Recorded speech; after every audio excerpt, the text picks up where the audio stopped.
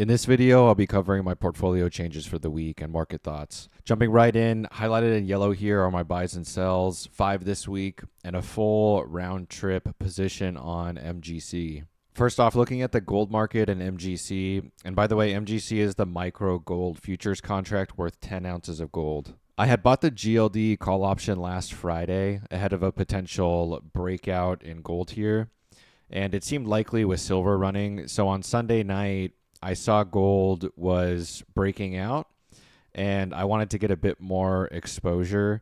In explosive moves like we're seeing in precious metals right now, buying breakouts tends to work more often.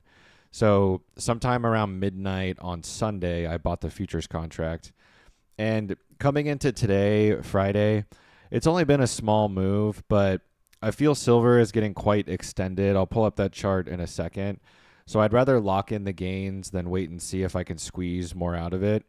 It'd be different if I had less overall exposure, but I still have over 40% of my portfolio exposed to precious metals, with a lot of that being mining stocks, which are leveraged to the metals prices. So I sold the MGC contract for a 3% gain, or a little over $1,000, and the GLD call option for a 61% gain, also a little over $1,000. And lastly, I sold in total half of my SLV call option so far that I bought on December 9th in 2 separate transactions today for a 158% gain and 176% gain. So here's my thoughts on why I'm selling. Ultimately, I outsource research from my team of analysts I built over the years, and analysis is great, and consensus is definitely that prices are probably going to go higher. But in this state of the market, analysis is only going to get you so far. If I pull up the monthly chart of silver, I mean, this just isn't sustainable. This is a straight up parabolic move.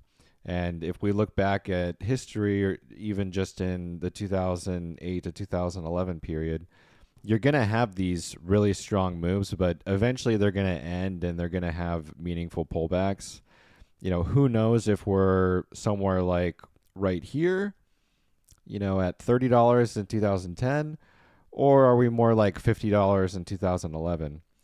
And I don't care if someone's thinking about the short squeeze or banksters, supply deficits, like whatever the fundamental or other reason might be, it just never lasts, and you never know when the market's going to top. So when I'm in a leveraged position like futures or options, I'd rather take the gains and look for the next opportunity. I bought this position on December 9th here on the breakout of this little consolidation when silver was at around $61.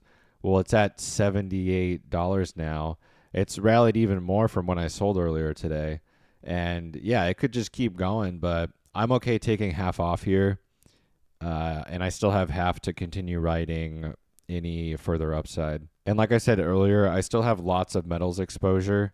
If you want to see my full list of positions, watch my November portfolio update that I'll put in a card right on the screen here. For market thoughts this week, I have 2 comments. One is that I'm continuing to watch the precious metals market to sell more of my positions, and then continuing to watch the oil and gas markets to add more exposure. And second, I wanted to show these ratio charts of Bitcoin against gold and silver.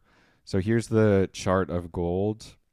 It's still pretty far away from this long-term support level, but silver is actually getting really close. That you can see here. And these lows on the chart did coincide with the lows in Bitcoin itself.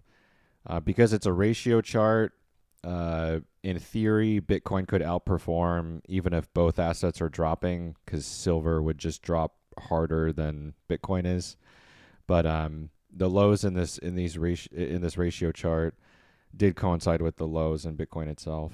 So I'm watching these levels and the price action in Bitcoin as potential areas for a trade or adding to my long-term Bitcoin position, since I'm very heavy in Bitcoin and precious metals. Between the two, it's over 60-70% of my portfolio. And then I still have a large cash position of like 15%.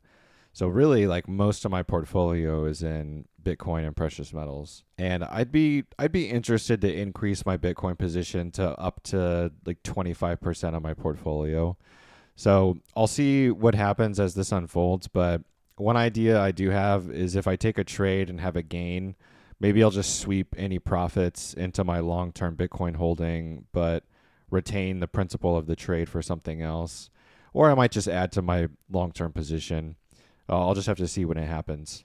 That's it for this week. Next week, I'll be releasing my annual portfolio review, looking at the entire year's performance and what I see in 2026. For alerts on my real-time buys and sells, follow me on X, link in the description, and subscribe to the channel for ongoing portfolio commentary and market insights. Thanks for watching. See you in the next one.